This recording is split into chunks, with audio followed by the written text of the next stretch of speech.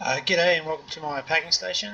I'm up to 16 bales on the loader, and I'm just watching and sort of waiting for the bale that would not work. So if we get this bale out, we actually will have 20 bales in the loader if it all pushes correctly. So that is 20. So we've hit a lag spike there as the last pusher goes in. I now have a full complement of 20 bales. I did actually only load it with 25 crops, so it should be empty. Yep, excellent. So I've just processed the group I had. So now it's time to release my capturing vehicle. I've changed it now. I'm going to try and scoop those onto one single deck. And this is where I've worked out most of my lag is actually in the build of this machine. So I need to work out a way to rebuild it in a way where the lag is under control. I didn't settle into the rail properly. There we go. Yeah, so let's go pick it up, get the tail ramp up. The corners have all been rearranged. If you know my previous videos, I actually had controller-based corners. They're fast and easy to make, that's why I use them. But from a lag point of view, it really was making extra problems I didn't need. So I took them out. They're actually manually made corners. So let's see, we hit the last bale there at the back of the ramp. Got a massive hit of inertia and all that sort of stuff, but because we've used pistons and some of that work has been under control. So we have all the bales off the loader, and we're away. So from a scrap mechanic point of view, the game wants us to take these crates to the trader, and they've got some fairly smart programming as far as I've been able to work out. I don't actually have any more or less lag on my train versus the number of crates that are on board. So if I have one crate on board, the lag will be similar to what it is at the moment.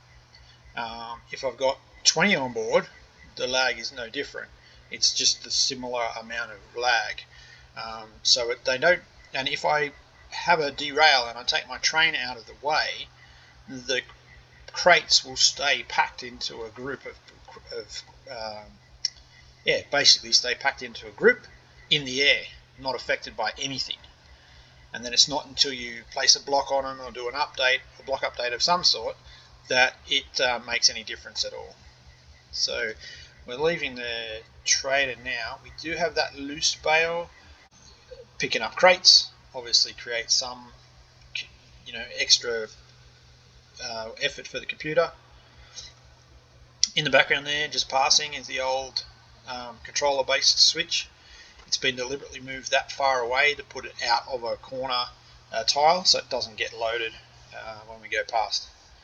So it's in our draw distance, but it's not in our load distance. So the logic on it doesn't get loaded. So here we've got to watch the rear bogey for a derailment. And that's what's just happened. Oh, please stay on, crates. Don't drop all of them.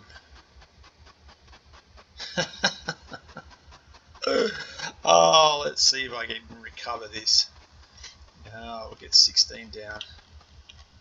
This is one corner I haven't had a chance to upgrade.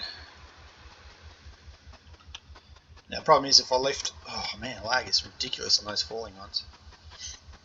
If I take my creation and put it on the lift, the bales will fall off, and then I've got 20 bales that I have to weld together. Oh, come on, pick up. Man, that's torturous, that lag. Oh, come on. Can't pick it up. Oh, what am I going to do? Oh, I'm going to have to push this back on the rail and get out of here. Now at the trader end, I put in that crazy, if anyone's seen it on Scrap Mechanic, just using a piston with a hand on it and two different sensors, using a color sensor and a normal detection sensor. I'm running the piston back and forth to create a pulse for time, and that timing pulse is then used to fire the water cannon, and the water cannon is pressing the button at the trader end to suck up the crates. Now the reason you use a piston on the timer and not just a clock with some logic is the logic can get all bouncy and flickery and all that sort of stuff on the loads, and I need a reliable way to load the tile and the timer where the trader is as soon as possible. So just as we come through this cave, if you look really carefully, you'll see that the water dots from the water cannon are actually running. So the water cannon in that corner is already loaded and has started to work. Now what that's important for is how long does it take this machine to suck up 20 crates. So I need it to be able to process 10 crates between here and the platform, and then the platform to here. So I don't have to process all of my load. I only want to process at least half. And so we process these crates on the way in, if I had any left over from last time I was in here. It's important from a process point of view. If it was slow to load the tile, then I wouldn't have an advantage of time. And then if the timer itself, like the clock circuit, got misbehaved on the tile load, then we'd have problems with getting the loading platform to suck up bales. So there's the cave. Sorry about the time for this one. And 21 minutes of lag. So sorry for anyone who's made it all the way through the video. Thanks very much for persevering.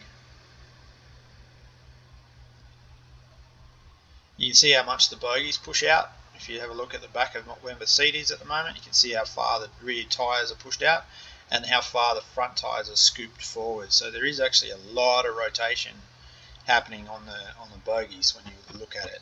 So those guide tyres are taking a lot of punishment. So on the way in, if I could get a camera angle without covering, we've got a switch there just next to the windmill, and you'll see the white paint marks on the track. So we're going to approach and swing to the left, then do a U back onto the platform, and then we'll go through. There's two pieces of timber in an F looking shape. It's an F backwards, right to the right hand side. Whoops. It's on the right hand side of the vacuum pump. So we'll have a look down the bogies again here. You see how much they actually twist out of place for the corners, because these corners are my old gauge. So these are 80 by 40, 80 and 46.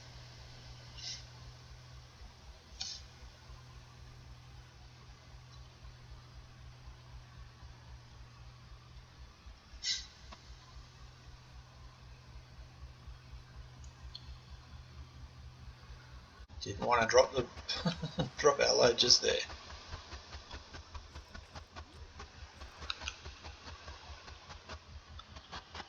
Alright, let's get these home. Come on, baby. Come on.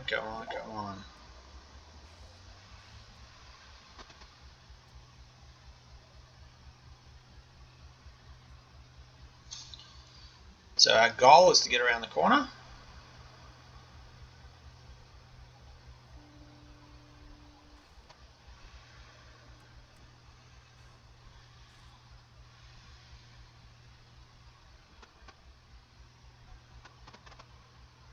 So this is where those bogie guides are having a really hard time. Oh, dropped the front tyre. No!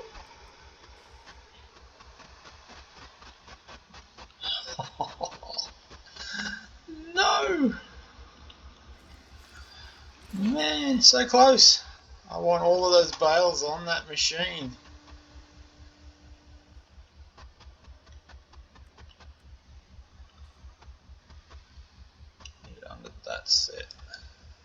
think I need to unload my guides. Oh, I don't know where to push.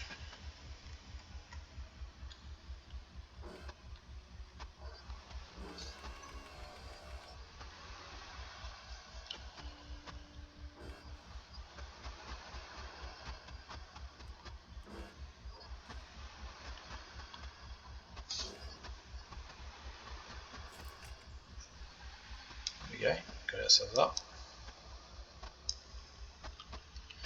That was definitely a lag issue causing that one.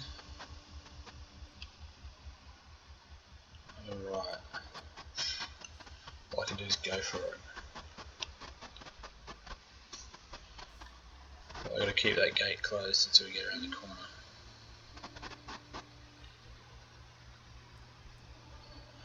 Alright, if we keep our large tyres level, we get underneath the red rods, which helps keeps our power and squares us up. We can drop the tailgate.